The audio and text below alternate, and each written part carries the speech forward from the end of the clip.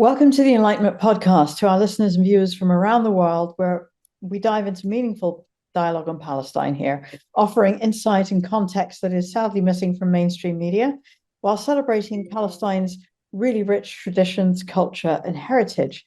Today, we are excited to be joined by Aaron Maté, an award-winning Jewish-Canadian journalist who's become one of the most fearless voices exposing Israeli genocide and apartheid. We're here to discuss his journey, his groundbreaking journalism, debunking Israeli propaganda, and the moral imperative of Palestinian liberation.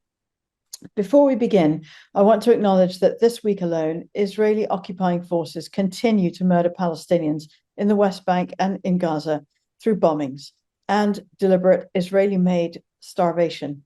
This is a campaign against Palestinians in Gaza. The settler colony of Israel also continues to bomb Lebanon, Syria, Yemen, where it killed the PM and the cabinet, and previously, of course, Iran and most recently, Qatar. The systematic ethnic cleansing and genocide campaigns against Palestinians continues to define Zionist settler colonialism. On to our guest today. Aaron Maté is a journalist at the Grayzone. He is the host of Pushback podcast and co-host of Useful Idiots. Son of Holocaust survivor Dr. Gabor Maté, Aaron has risked his career and his safety to expose how Israel has killed 1 out of every 50 people in Gaza, what he calls, quote, one of the worst crimes in human history. Hanan, how did Aaron come to our attention for the podcast? Yeah, well, we met Aaron through our dear friend Suha Tuan at her fundraise event for Gaza, for Al-Haq last year in London. And we also did a podcast with the wonderful Raja Shahade, one of the co-founders of Al-Haq. So that's how we met Aaron. Please welcome to the Enlightenment Podcast, Aaron Maté. Great to be here. Thanks for having me. Ahlan and welcome, Aaron, and lovely to have you as well.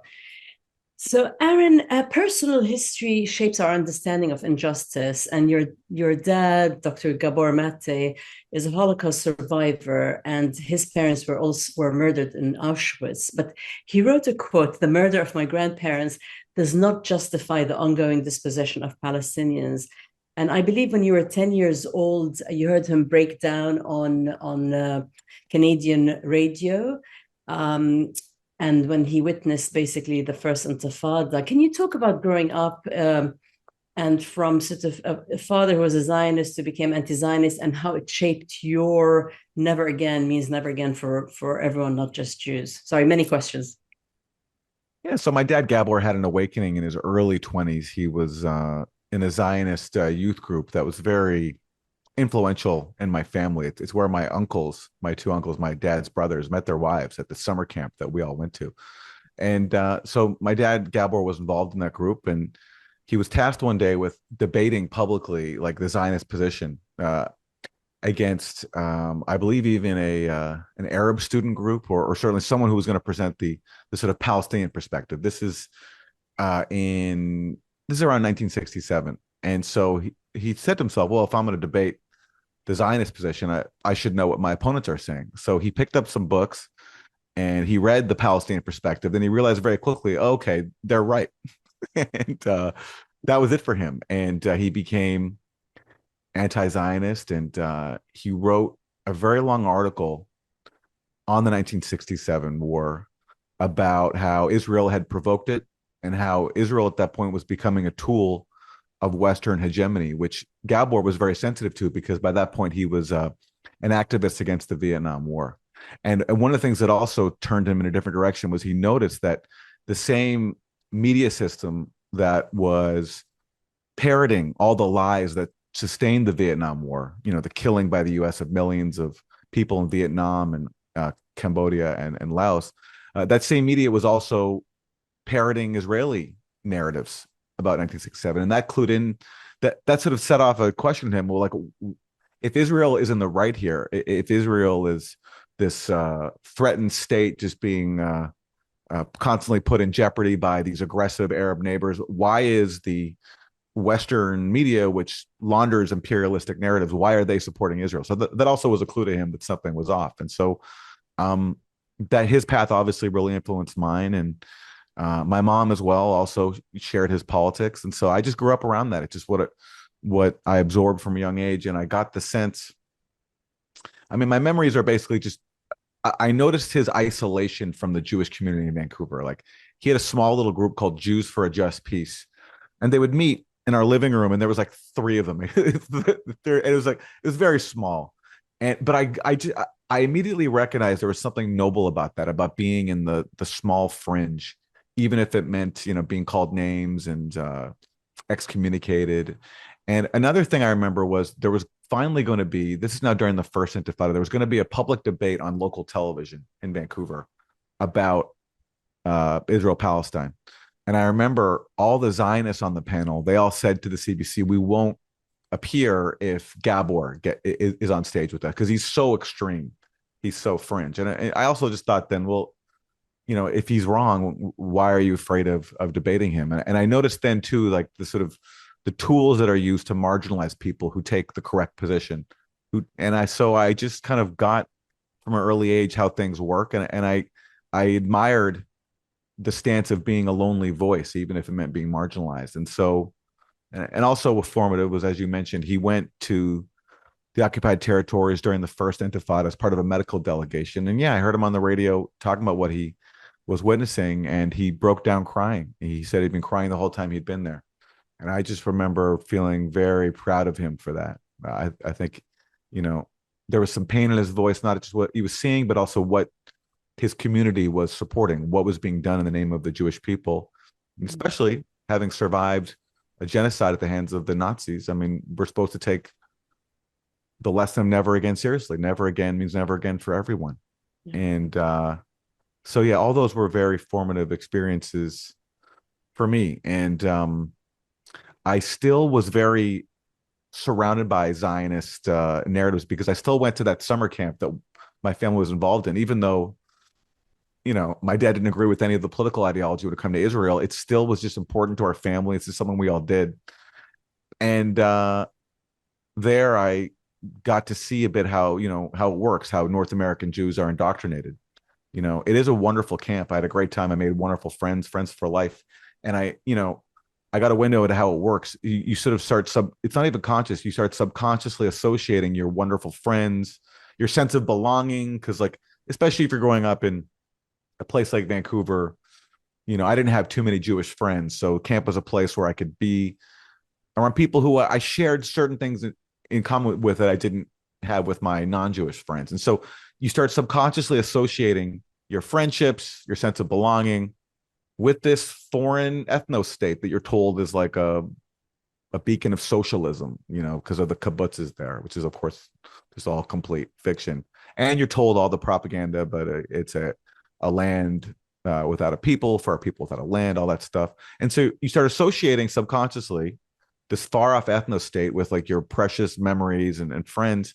And so as you grow up and you get to be an adult, all of a sudden people criticizing Israel seems like an affront to your identity, to your core essence. So I got a sense of how that works. But luckily, from an early age, I had the intellectual self-defense to not be taken in by that. Although I have to say, not even fully.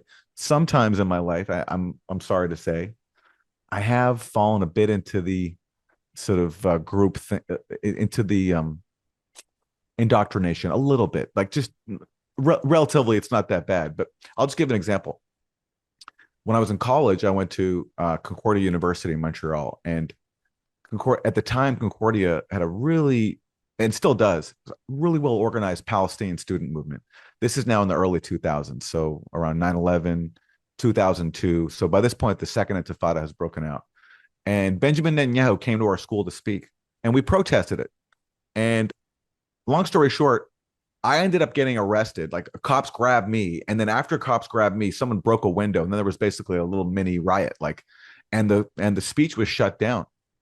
And my allies were all celebrating this as a wonderful thing, but I was like, I started really embarrassed, but I started thinking, wait a second, do we want to shut down the speech? Because what about free speech, right? Like, the student and the Jewish student group Hillel, they had organized it, and they were saying our free speech rights have been violated. And the people on my side were saying there's no free speech for war criminals. And at the time, I actually was like, oh, but is that, I don't know if I agree with that or not. So I became a little wishy-washy, and I disagreed publicly with some of my allies on that. Like, I didn't think it was, I wasn't convinced it was an achievement that we shut down the speech. But now that I look back in retrospect, of course it was a great thing. This war criminal, why should he come to our school and be given a platform? So of course it was. And so I do think that was sort of the remnants of my just exposure to Zionism and to groupthink, and the fact that I still felt some affinity for, like the North American Jewish culture that I was brought up around. So the fact that I could get swayed by it, even though I'm a committed all my life anti-Zionist, even though I knew the truth about Palestine, it speaks to the power of Zionism and its indoctrination in North American Jewish culture. Yeah. Well, we'll let you have that one, Aaron, considering Thanks of your work. But it's actually a question that does get thrown about by Zionists about what about free speech. But I think you're absolutely right. That line gets drawn when you have to say, well, if it's contravening a core human value, like killing civilians or whatever, yes then that free speech goes. But can you just tell us what are some of the specific information or lies, in fact, about Israel that you were taught growing up that you later had to unlearn? Can you just give us a few? Well, I never had to unlearn them because my dad gave me a great education on this from the start. So, but I had to argue against them at my summer camp. I noticed there how brainwashed people were. And these were great people. These were people who considered themselves to be left-wing, progressive, wonderful people. But when it came to Israel, all of a sudden they turned into like, they didn't realize it, but they were like, frothing reactionaries, just like, no, the Arabs attacked us. It's all the usual stuff. 1948. No, like the Palestinians who lost their homes, like we didn't expel them. They were told to leave by their leaders and all that, all that garbage, and then biblically this idea that like about like this like deep Jewish tie to the land, when really, like as if the Bible is like a history book, not a lot of fiction. Although I mean there was obviously a Jewish presence in Palestine for a long time. The idea that it was like ruled by Jews only and there was nobody else there. I mean all that stuff like that. So going to Zionist summer camp actually it was good practice for challenging the propaganda, because I pushed back on it from a very early age. From I think as young as like 11 years old, I was arguing this stuff, and I was also learning about the difficulties. Like I would upset people. Like people would cry sometimes when we get into arguments, because it's people really cling on to all this fantasies about Israel. So I never had to unlearn anything in terms of history. I did have to, I think, unlearn some of the trappings of just Jewish privilege, where, again, like the Netanyahu thing, like would I have argued for the free speech of a Nazi war criminal, right? Like if he came to my campus, like maybe I would have, but maybe I wouldn't have. And so maybe the fact that I, for a moment, pondered the free speech rights of a child murderer like Netanyahu, I think maybe speaks to some of the trappings of just of Jewish privilege. Mm-hmm. And speaking truth about Palestine always comes with a price. And you've been called, Aaron, one of the most self-hating Jews on earth. Quote, that was quote. You've faced, as you said, threats from fellow Jews. I think in 2023, in November, Senator Chris Coons had you removed from the Amtrak train by police when you confronted him about the opposing the Gaza ceasefire.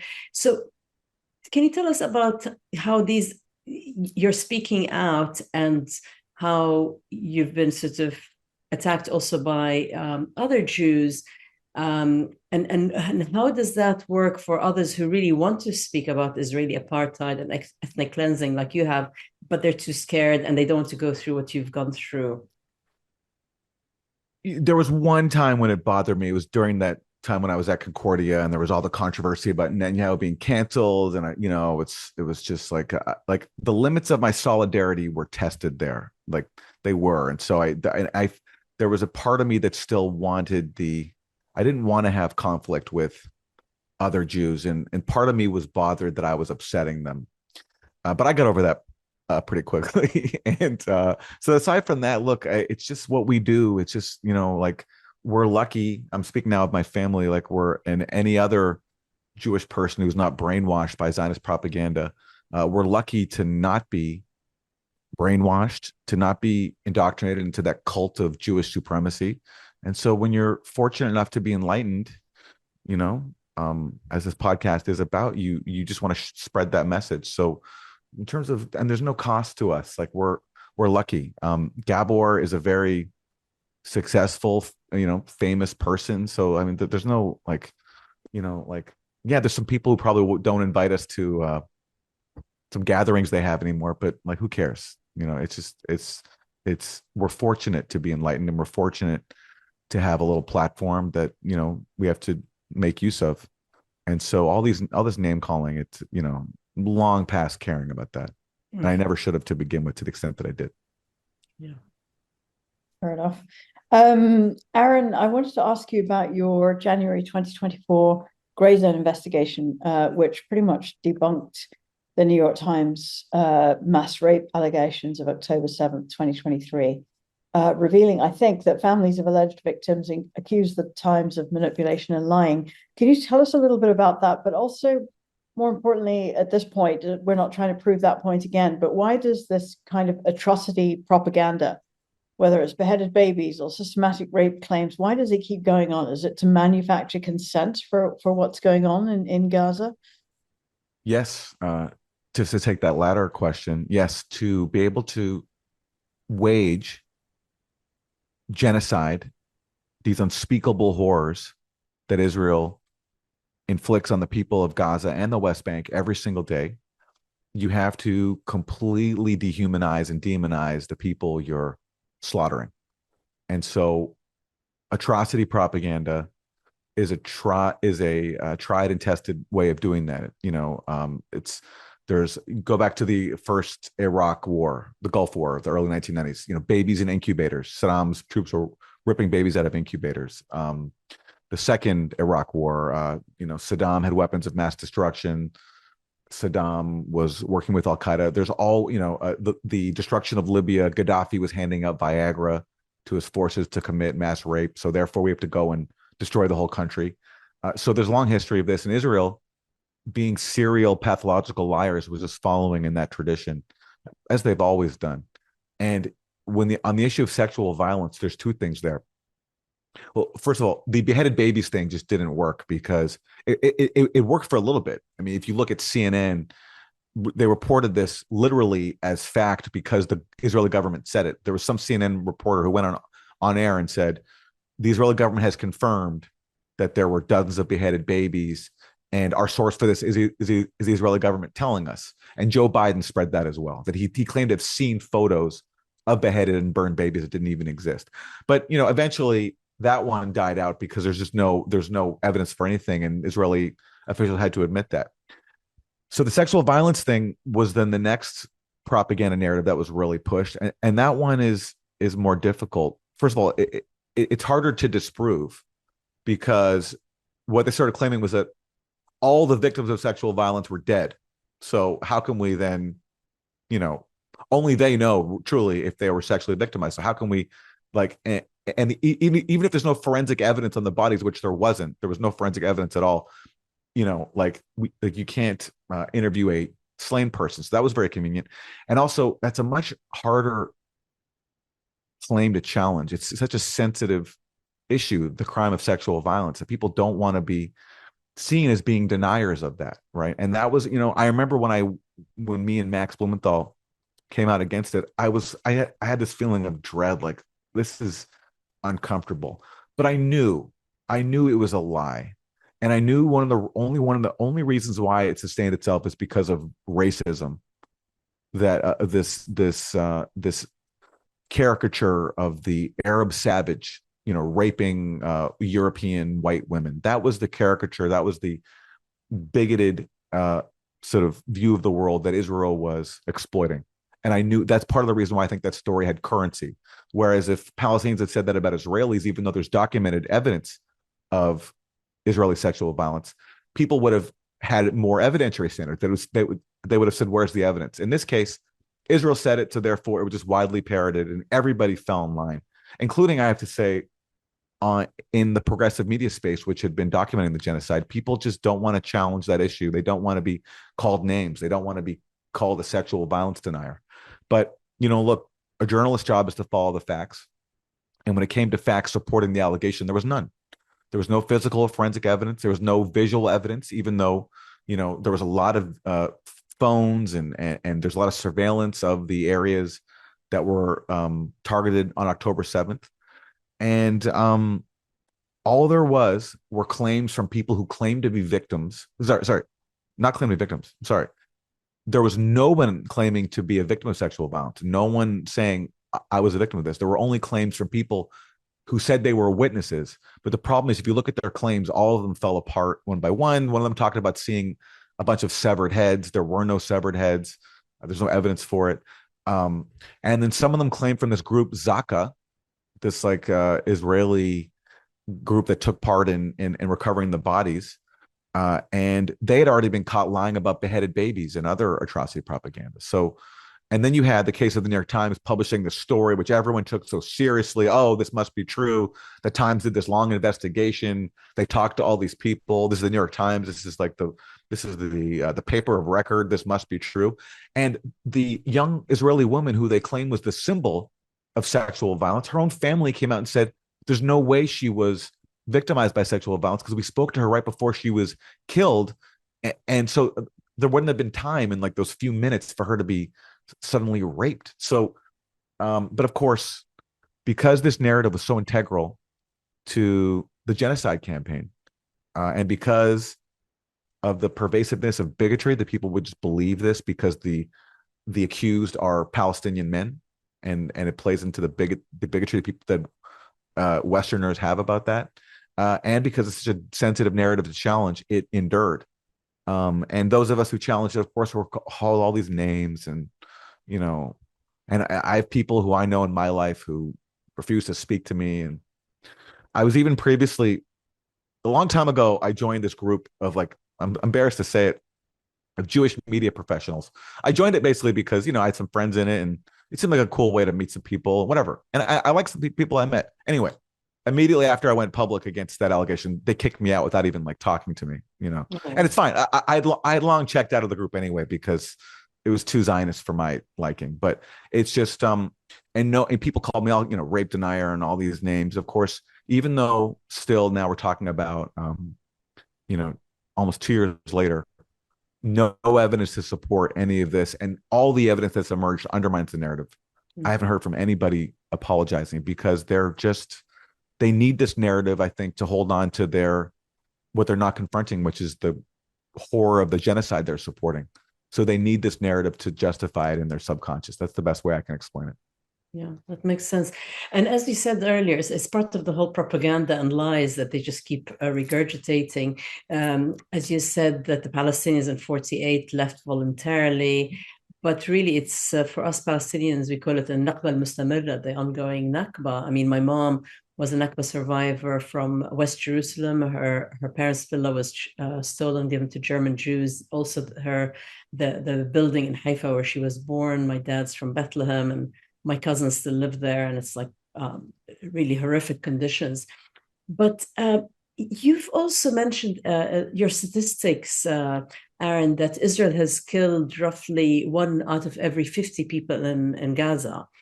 How did you come about? A lot of people keep saying, well, no, there are only this who died, and everyone throws different figures. So can you talk about that and how, I think you just very eloquently said how the lies sort of justify their atrocious genocide and the Gaza genocide. But I'd love to hear, how did you come up with the statistics and figures? Well, there's all sorts of estimates. I haven't settled on one count. All I know is that the official toll from the quote unquote Hamas run health ministry, which we're supposed to not trust, is way too low. The official death toll from the quote unquote Hamas run ministry it's a vast undercount. I mean, you have a defenseless death camp being pulverized with the most sophisticated weaponry in the world for now nearly 2 years, entire neighborhoods being destroyed. And so there's just no way that the official toll is accurate, because you have people buried under the rubble still. And when you have all the infrastructure, including, technical infrastructure like the offices, how can you possibly keep an accurate tally? When you have hospitals being destroyed, how can you possibly keep an accurate tally? So all I know is the official toll from the Gaza Health Ministry is way too low. And there's been all sorts of studies, and it's impossible for me to verify myself. But all I know is I've always felt it kind of there's something derelict about even repeating the official toll, because it just can't, it's way too low. And the Washington Post recently did a feature where they published the name of every single Palestinian child killed in Gaza, every single known Palestinian child. And I believe that this was now a month or two ago. And the count at that point was about 19,500. And you just scroll through the names of all these dead children. And every 500th dead child, the Washington Post tells you've now read the names of 2,500 dead Palestinian children, 3,000, and on and on.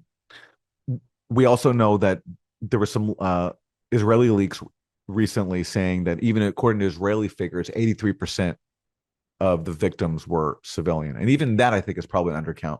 But still, I mean, that speaks to just the level of carnage that we can't even wrap our heads around not being there, or at least I can't. But all I know is whatever the official toll is way too low. Yeah, and yet 82 or 83% of Israelis, Jewish Israelis, still think that the IDF hasn't gone far enough, and I think around 50% want the complete elimination of Palestinians or something to that effect, including Palestinians from 48 who are Israeli citizens. So yeah, it's a society off the deep end. It's a fanatical society, completely consumed by chauvinism, supremacy. It's a death cult. And unfortunately, it's enabled by the most powerful country in the world, which lets them do whatever they want. And I don't know what the future is with this nuclear armed, supremacist, fanatical country. It's hard to imagine the planet surviving with this country being what it is. I don't have an answer.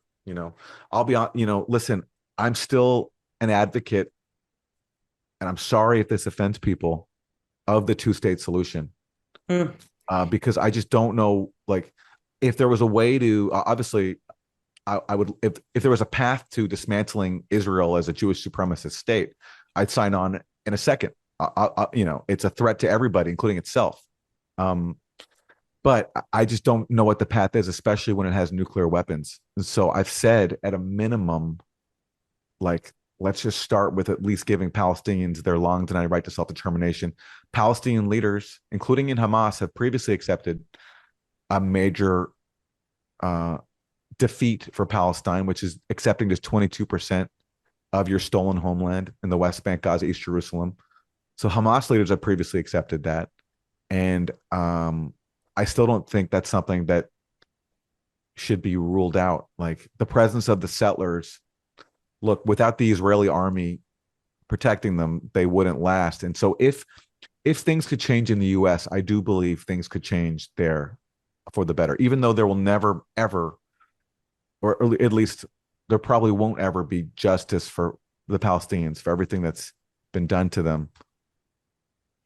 And it's only out of I just don't know what other practical solution there is. I'd love to think that, like, one day democracy will flourish and the Israeli supremacist state will be dismantled. I just don't know how it happens when they have nuclear weapons. They're empowered by the world's most powerful government, and they're armed to the teeth. And they've seriously weakened all the forces in the region that resist them. Yeah. They Yeah. weakened Hezbollah. They got regime change in Syria. Iran has been weakened. The acts of resistance did not act in a coordinated way with October 7th. I mean, I don't think Iran and Hezbollah wanted that to happen. So I don't have answers, but I have to be honest about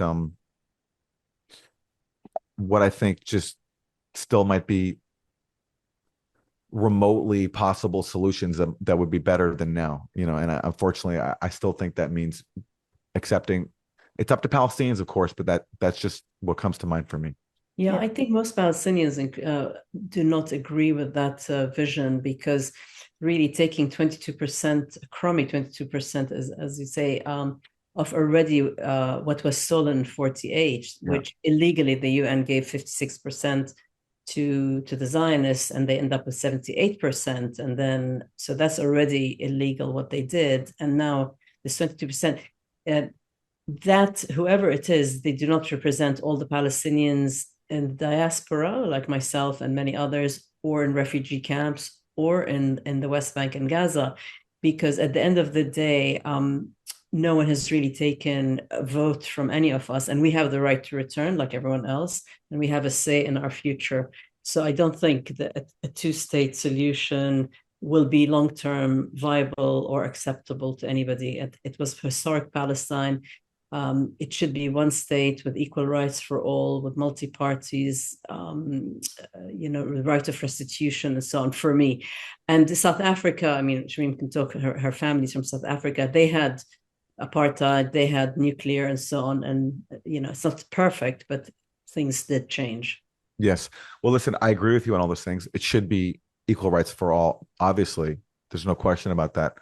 I just don't know the path to achieving it. And if I can't articulate a path to achieving it, then I feel like I have to be open to compromises. But obviously, look, it's, as you said, it's up to the Palestinian people. I just don't know what to do, what the answer is to this psycho state, the satanic state. I don't, with nuclear weapons, I just don't know what the practical answer is. It's the question I think about every day, and I just don't have an answer. Well, in South Africa, one of the things, because as Hannah said, my family are Indian Muslims from South Africa, and they suffered through apartheid. One of the things was just having a Mandela figure to kind of organize the resistance around. When you appeared on Piers Morgan, when you were asked about Palestinian Mandelas, you very powerfully responded that tens of thousands of Palestinians who were peacefully protesting during Gaza's Great March of Return, were gunned down by the Israeli army, who killed over 200 at that point and wounded thousands. Is Israel stopping a Mandela from emerging? Well, yes, and the best example is like the Palestinian leader known as the Palestine's Mandela, Marwan Barghouti, has been imprisoned by Israel for more than 2 decades, and he exactly represents the kind of compromise vision I was talking about. I mean, he advocated also for accepting a Palestinian state and just 22% of Palestine's stolen homeland. And because he had the respect of all the factions and it was widely popular, Israel's locked him up, kept him in a cage. So yes, they're actively repressing, I think, someone who could credibly lead the Palestinian people and unite all the different factions. And what I should have said on Piers Morgan, I can't remember if I did, but even the notion of a Mandela as being nonviolent is skewed, because Mandela also was a freedom fighter who supported armed resistance, So basically every Palestinian who wants their liberation is a Mandela. It's not as if you like check a bunch of boxes and you're amenable to the West and you say the right things, that means you become a Mandela. Every Palestinian fighting for their freedom is a Mandela, because Mandela was a freedom fighter, including who believed in armed resistance. And Marwan Barghouti, I think he had it exactly right. I mean, he would never compromise Palestinians' right to armed resistance, but he also was a strong proponent of nonviolence in it. He thought that was the most effective way. And I think, again, it's, in the case of Palestine, it's so easy for me to sit from far away and say, but it's just like Israel's so psychotic, so satanic, and so entitled and so armed to the teeth that a military path for the Palestinians, I just never saw it as being feasible. And this tragic thing is when Palestinians tried it in Gaza, when they did exactly whatever the whole world was always telling them to do, and did a nonviolent protest with the Great March of Return in 2018, the world just yawned as Israel gunned down tens of thousands of people, deliberately maimed people, deliberately killed people with U.S. made weapons. And that's all of our failure, including those of us, I think, in the Palestine movement, because I don't think we were there enough for the people of Gaza during the Great March of Return. There wasn't, if I remember, huge protests and solidarity, and there should have been. And I think that was obviously the biggest complicity was, the Western political establishment, which, gave Israel impunity to just shoot innocent protesters, and the media, which laundered all these Israeli lies and coming up with fake threats. Like there were some balloons that were thrown. These balloons were a threat to Israel, all that garbage. But those of us in solidarity, I don't think did our jobs. And I wonder about why that is. This was in March 2018 and for a long time afterwards. And part of it, I think, was the result of Israel's successful strategy of separating Gaza from the West Bank, of sort of pacifying the West Bank, letting there be somewhat of an economy in the West Bank, whereas stifling it in Gaza, because Gaza was the center of Palestinian resistance. And I wonder, like, had there been a similar Great March to Return in the West Bank, would we have been collectively in those of us outside the country as sort of lax? And it's a counterfactual now, but I just think we all let Gaza down then. Yeah, no, I agree. But Aaron, I mean, you say it's a satanic state, and I agree with you completely. And you've called it the military assault on Gaza as one of the worst crimes in human history. So for me, if it's like saying the Nazis, Hitler is gone, it doesn't matter which party it is, Netanyahu, the right, left, Likud, Labour, what have you. They've all increased settlements. They've all used the most barbaric methods of apartheid and ethnic cleansing and killings on Palestinians, including rape, as you said, and torture.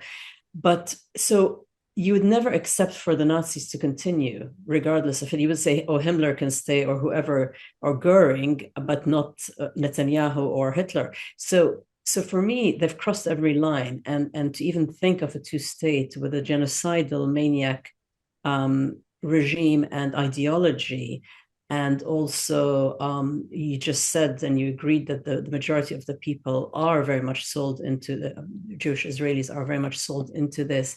So it's like saying, oh, it's okay for the Nazis to stay in Germany, but without the leadership, or maybe they can keep half the country. For me, it's the same thing. So what do you say about that? Well, I'm going to disagree, because if the Nazis had nuclear weapons, which the Nazis thankfully didn't, but the Israelis do, and if I can't see any tangible path to defeating them, then yeah, I'd rather at least stop the Holocaust and let the Nazis have their own little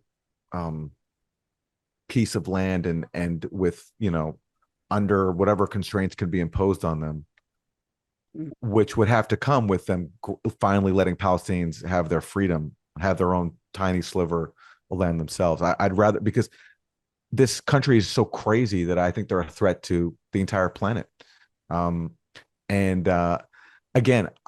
if there was a path to dismantling the Israeli Jewish supremacist state, I'd sign on in a second. And it's not a question of what rights Palestinians have. They have every right to armed resistance. They have every right to return. But how do you implement it? What's the path to actually seeing it through? And look, what Chomsky used to argue, and he'd be accused of being soft on this, but he would say it's immoral. And he'd be talking especially about the right of return.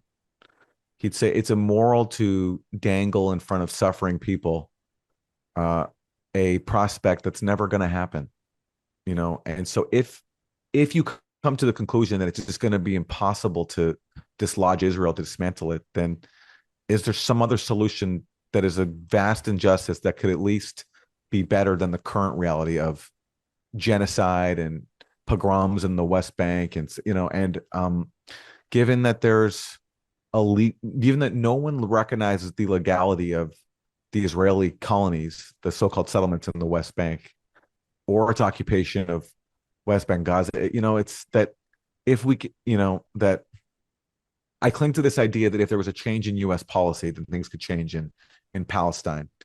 And it shouldn't be technically hard to change policy when most people are disgusted by Israel, and there's just so much anger and outrage at the Israeli control also of our society, the censorship that's being now imposed on people in the US and also in Europe as well. So if the anger against that could be you know harnessed into something positive, why not push it through a solution that most of the world supports, which is giving Palestinians a homeland in 22% of their stolen homeland? No, I see, but that's the kind of the fearful way. I mean, South Africa had nuclear, Soviet Union had nuclear, but you don't just keep appeasing and feeding the monster that that is committing a genocide in broad daylight. It's just saying, okay, we'll just accept, living under a Vichy government with 22%, and just so because we're scared of them. I mean, even till the end, the US eventually sanctioned apartheid South Africa. So I don't know. That's your opinion, but I think the majority of Palestinians now just would not accept that. Well, fair enough. Forced on I can never tell a Palestinian like what I think. It's of course I'm just offering the things I think about from my vantage point, and just practically what is the path to justice, or to any semblance of justice. But I get it.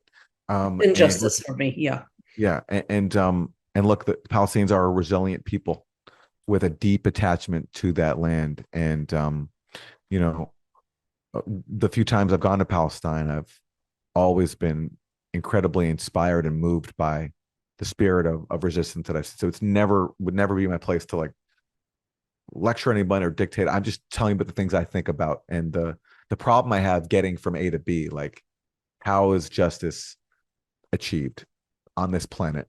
And the comparison to South Africa, it's true, but South Africa wasn't nearly as important a client state of the US as Israel is. Israel's like an appendage of the US hegemonic system. It's like it polices the region on behalf of Israel, and there's also a huge lobby in the US that keeps everyone in line. But you're right. Listen, I would sign onto your vision in a moment, and I hope it's achieved. It's certainly a lot more just than the one that I was talking about.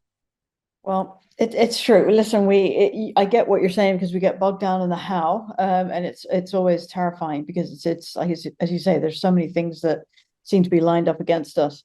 But having said that, Mandela said it's always impossible till it's done. So on the other hand, it's like the only thing we cling to is that maybe the whole system somehow goes.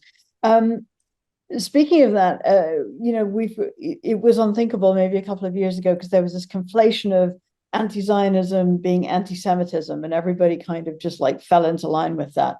But I think that has definitely, hopefully, gone by the wayside now.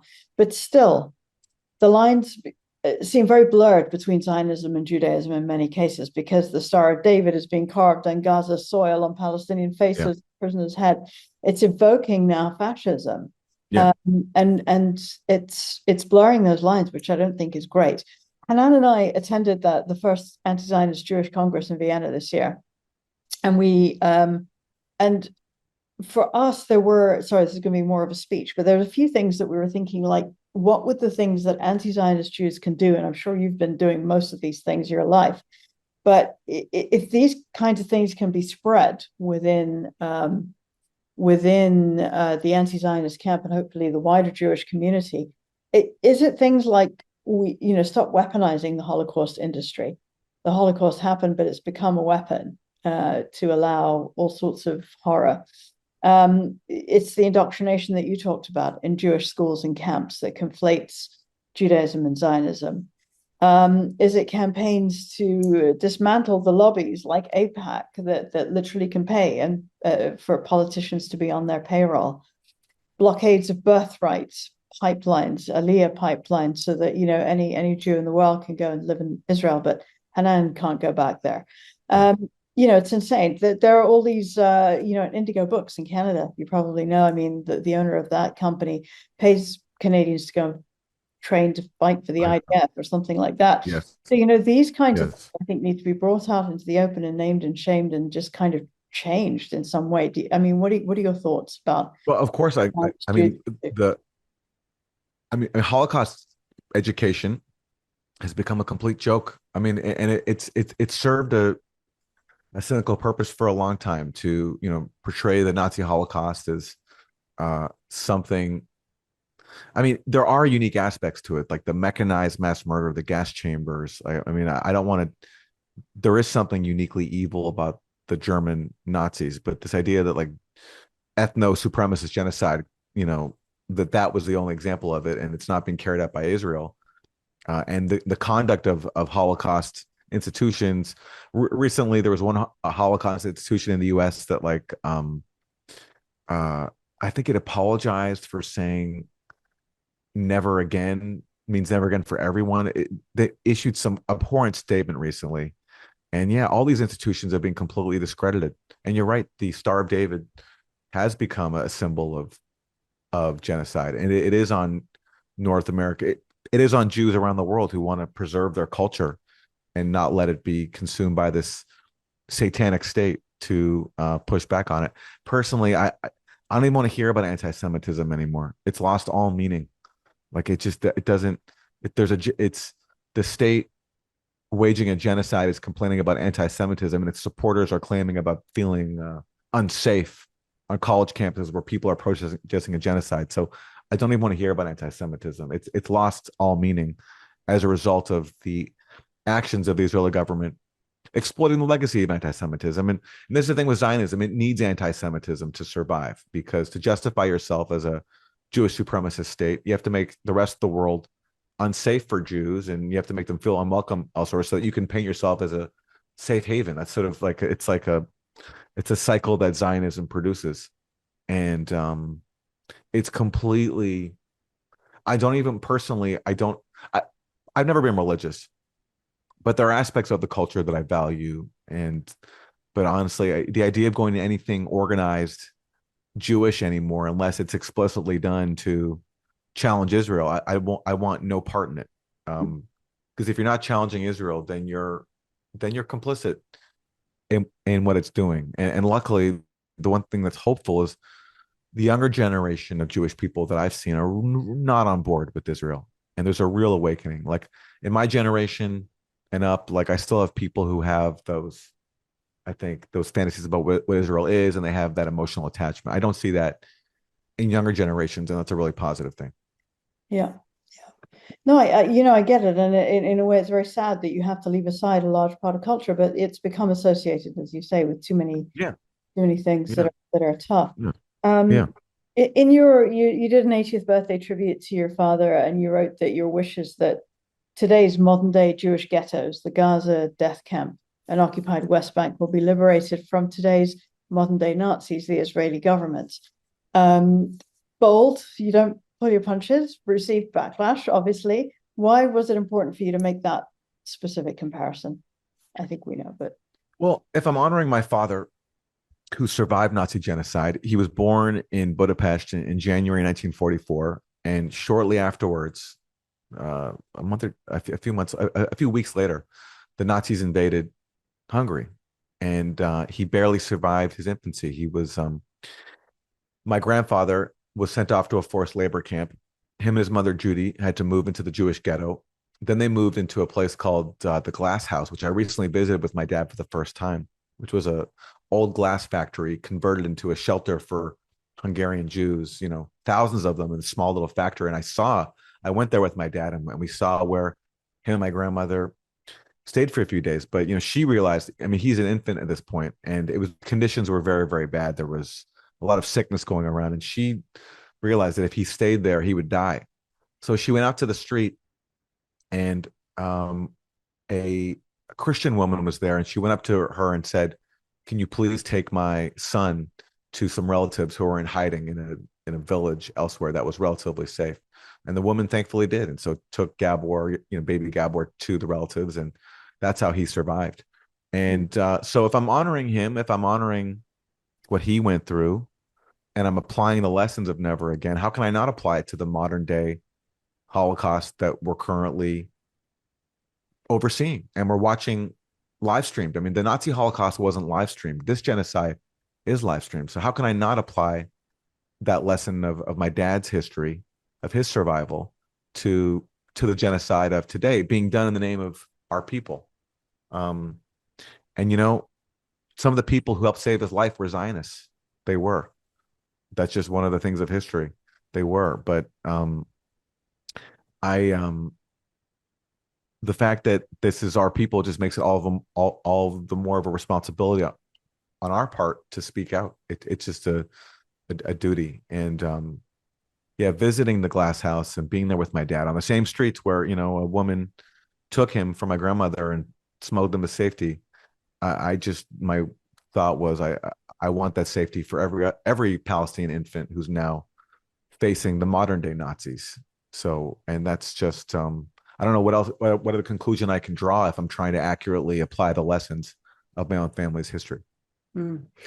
And Aaron, in terms of you're a Canadian journalist, and you've criticized the Canadian government of providing Israel with diplomatic cover and weapons, while at the same time sort of having this empty rhetoric about humanitarian concerns for Palestinians.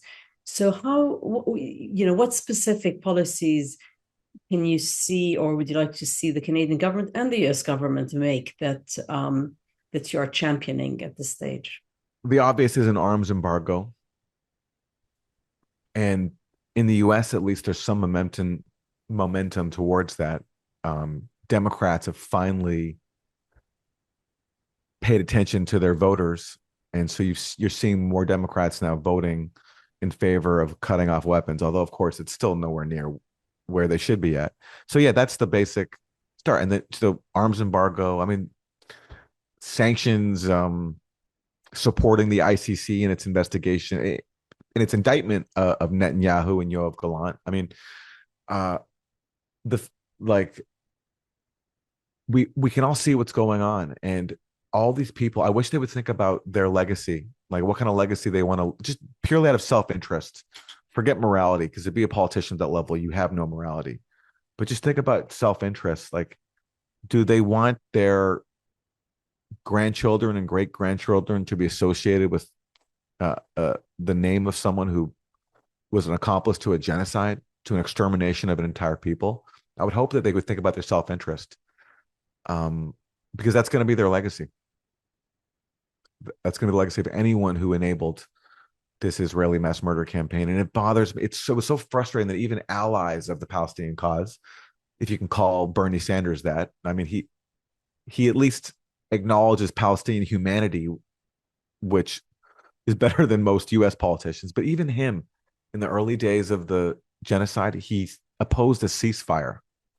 He said, you can't have a ceasefire with a group like Hamas. I mean, it just speaks to the complete indoctrination of our society and the supremacy that's inherent in it, that even a progressive, someone who somewhat gets it, at least gets it more than others, could still not call for a ceasefire because he bought into this idea that Hamas is this irredeemable evil and not a resistance movement that was fighting military occupation. What do you think of their strategy and their choices? I mean, that's for Palestinians to decide whether or not Hamas has served the cause. But this idea that like history started on October 7th, that Hamas started the war, as Bernie Sanders said, it speaks to just such ignorance, and it's a huge obstacle that you think at this point can be overcome. We have a relatively free society, but we do still have the freedom to speak, even though it's being taken away. And so with popular education, you'd think certain lies just wouldn't be repeated, such as that Hamas started it, and Hamas is this irredeemable evil. You can't have a ceasefire. Like, you'd think at this point now, even a progressive wouldn't be buying onto that. But it speaks to how powerful our propaganda system is, that a lot of people still buy into narratives of agendas that they claim to oppose. That it does. Aaron, another part of legacy media's lies is to paint Israel as wanting peace, and Hamas wanting all Israelis just not to exist. So you have written that Hamas has offered a 5 to 10 year truce and accepts a Palestinian state in just 22% of their stolen homeland, which we've talked about as not being very satisfactory.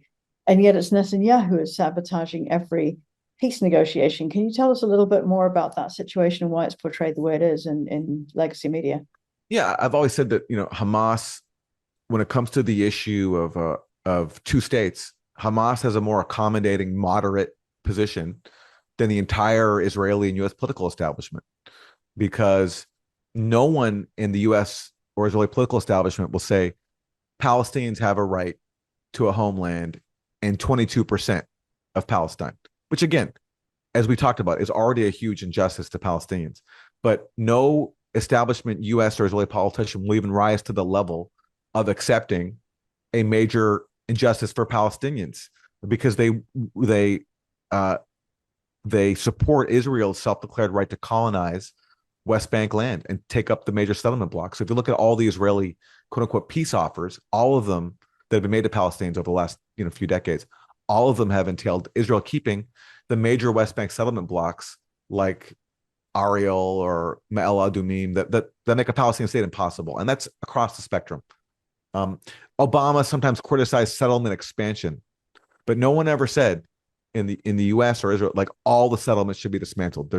Israel doesn't have the right to a single inch of West Bank territory, and so whereas Hamas has said we would accept, Hamas leaders have said we would accept a state in 22% of their historic homeland, which is the West Bank, Gaza, East Jerusalem. Now, they'll never said they'll recognize Israel, because if you're a Palestinian, why should you recognize this country that stole your land? But what they've offered is basically a tacit recognition, because if you're accepting a Palestinian state within 1960, if you're accepting a Palestinian state within the 1967 borders, just 22% of your homeland, you're tacitly recognizing Israel's borders outside of that. Israel, by contrast, doesn't even recognize its own borders, because its own borders are supposed to be 1967, pre-June 1967. But Israel continues to steal West Bank land. So it's Israel that won't even recognize its own borders because it wants to steal as much Palestinian land as it can. Whereas Hamas has accepted a huge compromise. Some Hamas leaders, not all of them have said, we'll take 22% of our historic homeland, and others have as well. Iran supported this. Iran signed on in 2017 to a resolution from the Organization of Islamic Cooperation. I believe that's the name of the group, calling for a two-state solution. The Palestinian Authority obviously has. The entire Arab League offered Israel full normalization if it ends the occupation and lets Palestinians have a state in the West Bank, Gaza, East Jerusalem. It's only Israel with U.S. backing that rejects that. So that's why I've always said that Hamas on that issue is far more moderate and accommodating than anybody on the Israeli or U.S. political spectrum. And in the media, we get the exact opposite. It's taken at face value that Palestinians have always rejected these generous Israeli peace offers. And again, you have to, and this has been a narrative I've challenged for a very long time, because it's so pervasive and it's so integral, just like the sexual violence lies. It's so integral to the policy of occupation and supremacy that, like, if you say, oh, we can't, we've tried to make peace, but these people have never accepted us and won't make peace, and so we have to continue, unfortunately, building more settlements and attacking Palestinians because they won't accept our existence. Whereas, as I've said, there have been many opportunities for Israel to make peace along really unfair lines to Palestinians, but still granting Palestinians a homeland that Israel continues to destroy. And people like Bill Clinton are incredibly complicit in this, because Bill Clinton lied through his teeth and said that at Camp David in July 2000, that Israel offered Palestinians basically everything they wanted, a contiguous state in the West Bank and Gaza, but Arafat walked away. It's such a lie. And the first clue is that there's never been a published map of what this supposed Israeli offer to Palestinians was. Like, if the Palestinians were given some great offer of a state of their own with very little settlements, where's the map? The only map that I've seen published was actually published by Ron Pundak, who's an Israeli. He was involved in the Oslo Accords, which triggered the so-called peace process in the 1990s. And he published a map in an article he wrote, which showed that Israel at Camp David wanted to keep all the major West Bank settlement blocks to keep a Palestinian state, and that keep a Palestinian state impossible. And this was under a labor government, not like a Likud government. So this is supposedly the generous offer that Palestinians have rejected. Israel's never offered Palestinians the absolute bare minimum that would grant them their right to self-determination. Yeah, yeah, but I mean, even if all these countries said, "Oh, we'll accept 22% and so on," first of all, that was the genocide and the barbarism, and the Israeli people and government and every party has shown how far they can go and will go. So this is a very psychopathic society that you're saying to Palestinians, okay, accept 22% and live next to this nuclear, psychopathic, murderous, genocidal regime. And then if you look at the start of Zionism, there's no liberal Zionist or moderate Zionist. It's all Zionism, because from the start, they in the 20s they bombed, killed Palestinians. They had terrorist attacks. They killed the British. They continued with the massacres from the 40s and 50s and so on. So it's a very genocidal ideology at its core, and they'll stop at nothing. And for me, they've gone so far, as you said, out in the open, live stream genocide, that it's just impossible to live with such a fascist genocidal ideology. I can't make the argument to you as a Palestinian to the contrary. I would never do that. I'll just say I don't know the practical solution to getting there to justice. I just don't know it. That's all. No. I think Zionism has to be dismantled. Period. I agree. I just don't know how to do. I don't know how to. Yeah. If there was a way to do that, I'd do it in a second. I just don't know what it is. But hopefully, history will bend towards justice, as Dr. King said it does. So hopefully, history will find a way. Yeah. I will say. I would say there's a strain of Zionism that I learned about in my youth that was not, as I understood it, not Jewish supremacist. And this was the kind that Chomsky subscribed to, just for somewhat of a Jewish national home in light of the Holocaust, in light of the persecution of Jews, some place for Jews to have a national home that could preserve their culture, that didn't privilege Jews, but just had a national identity that was rooted in Jewish culture. And of course, not necessarily in Palestine. Like it should have been in some empty piece of land far away from anywhere else where you wouldn't have to steal anyone's land. And someone like Ahad Ayam, who considered himself a Zionist, he advocated that too. So I only quibble. I don't think what was once considered Zionism. There was a strain of people who called themselves Zionists, who weren't Jewish supremacists, just wanted some sort of place that could preserve Jewish national identity. And that's something, for any persecuted people, that's something I'm sympathetic to. It just should not come at the expense of anyone else, and it should not come as someone else's stolen land. Yeah, but Judaism is a religion. It's not a nationality. There are Jews from every ethnicity in the world. So, and then Zionism started, as we know, in the 19th century, before the Holocaust, 50-something years before the Holocaust. Yes, there were pogroms against Jews in Europe, but never in the Arab and Muslim world. It was only after the Zionists came to Palestine and started colonizing and taking over that things started changing and shifting after, a couple of thousand, 1,500, 1,400 years. Yeah, and Zionists attacked Jewish synagogues to make people flee, like in Iraq. I know. We did a podcast with Avi Shleim, and he documented it. But not only that, I mean, they did it against their own people. So can you talk about the Hannibal Directive to our audience? Because mainstream media are silent about it. This has been used time and again, and including on the 7th of October. So it's not only killing Palestinians and neighboring Arabs and Muslims, but it's also killing Jews and Israelis. Yeah. So I'd love you to talk about that, Aaron. Well, Secretary of State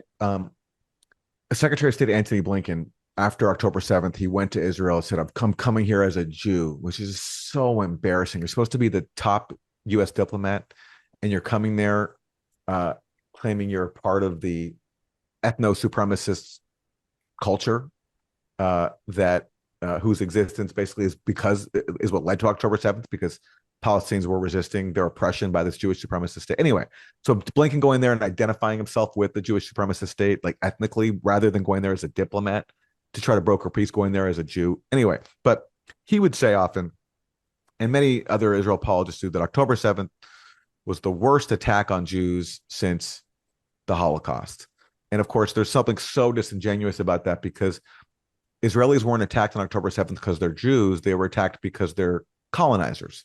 They were enforcing the imprisonment of 2 million people in a concentration camp. So that's the first thing. And the second thing, though, is if you want to go with the line that October 7th was the worst massacre of Jews since the Nazi Holocaust, well, then Israel was complicit in that massacre, because we know that Israel killed its own people on October 7th. I don't know how many, but I know that Israel has a directive called the Hannibal Directive, which says we'd rather kill our own people than let them be taken captive, because we don't want to have to negotiate with Hamas and other Palestinian resistance factions, because we don't want to have to, basically treat them as equal partners. And we don't want to have to free their hostages by the thousands that we've taken from Palestine, from the West Bank, Gaza, thousands of Palestinian hostages in Israeli prisons. They don't want to have to go through what happened with Gilad Shalit, the Israeli soldier who was captured and had to be exchanged for many Palestinian prisoners, including Sinwar, I believe, was among those freed as a result of the Gilad Shalit exchange. So Israel on October 7th enacted the Hannibal Directive. And if you look at the footage from October 7th, it makes sense, because all those burned out cars and the big shells. Do Palestinian resistance fighters have that kind of capability? Well, informed Palestinian analysts immediately said no. And then we got testimony coming from the Israeli media saying that, yes, Israel enacted the Hannibal Directive, and there was stories of tanks firing on homes, helicopters firing down. This was reported in Israeli media. It was not reported, though, in U.S. media. It was completely ignored. The people in U.S. media are the same people who reported on it, were the same people who reported early on about the Hamas rape scam by Israel. Max Blumenthal of the Grayzone, Ali Abunimah of Electronic Intifada, Mondo Weiss, and there are a few others, and I'm sorry, whoever I'm forgetting. But everybody else, just like with the Hamas rape scam, fell in line, because, again, October 7th had to be presented to the public as this like uniquely evil day, this solemn day that had to be avenged with genocide. And you just could not challenge it. So it took forever for even progressive media. And this is I hope people learn from this. People learn the way, even if they're in progressive media, even if they think of themselves as adversarial and above the propaganda constructs of our society, really think about how we all responded to October 7th and the ways in which a lot of people were just silent about fraud, silent about the Hannibal Directive, even though it was there. You could read about the Grayzone, about at Electronic Intifada, and silent about the Hamas rape scam. And part of that is people just don't want to be called names. They don't want to be marginalized. They don't want to be dismissed as the fringe. People want to have an audience. They want to be listened to, and they want to be accepted. There's a real psychological incentive to our propaganda system to be accepted and not be excluded. But I really hope now, after nearly 2 years of genocide, that people can move beyond that, because we should have had more people pushing back, and more people other than Max Blumenthal and Ali Abunimah pointing out that Israel killed some of its own people on October 7th. And we don't know exactly how many, because Israel, of course, has blocked all independent inquiries. But we know that it's sizable from witness testimony. And again, the people who've done the most work on that were my colleagues, Max Blumenthal and Ali Abunimah. I'd urge people to check out what they did. Yeah. And that's the Grayzone. And also, I think you have a Pushback podcast, The Useful Idiots, and you have a book coming out soon. So do you want to talk about what specific campaigns or investigations that you're working on right now for our audience to support or to be aware of that should be out there? Well, the book I have coming out next year is about the Ukraine proxy war. And I was writing it for a long time before October 7th. And after October 7th, I sort of, I didn't put it to the side, but I became emotionally kind of disconnected to it. I just didn't care as much anymore, because I've never been to Ukraine or Russia. I was writing about that issue from the perspective of how the US was playing, I think, a very negative role. And I was trying to correct a lot of the propaganda, I think, that we got in the West to sell us on fighting a proxy war against Russia and Ukraine, and to show that a lot of what we were told was just not true. But after, I do have a personal connection to Palestine. And before October 7th, I should say, I was kind of disconnected from Palestine. There was a sense that it was just hopeless, that it was lost, that like the Israelis had won. Gaza was just under siege. The West Bank was pacified. But October 7th, snapped me out of that. And so it's taken me a long time to finish this book on Ukraine, but I do connect it to Gaza in the sense that, look, these are two U.S. client states, Ukraine and Israel. Both are being armed to the teeth to serve U.S. hegemony. There's an ethno-supremacist component to both countries. In Israel, obviously, it's Jewish supremacy. In Ukraine, the U.S. has sided with a faction of Ukraine that's ultra-nationalist, that doesn't want Ukraine to have any ethnic Russians in it. And that's been a source of Ukraine's conflict that we've been fomenting for a very, very long time. And it's been used as, just like Israel, just a playground for U.S. weaponry and as a gift to the U.S. military-industrial complex.